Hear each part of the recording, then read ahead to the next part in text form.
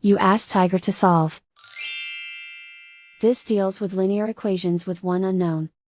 The final result is x equals -2. Let's solve it step by step. Simplify the expression. Expand the parentheses. Group like terms. Simplify the arithmetic. Group all constants on the right side of the equation. Subtract 4 from both sides.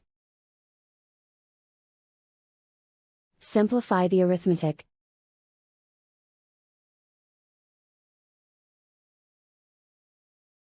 Convert the x into a positive number.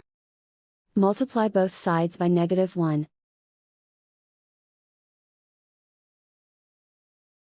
Remove the ones. Simplify the arithmetic.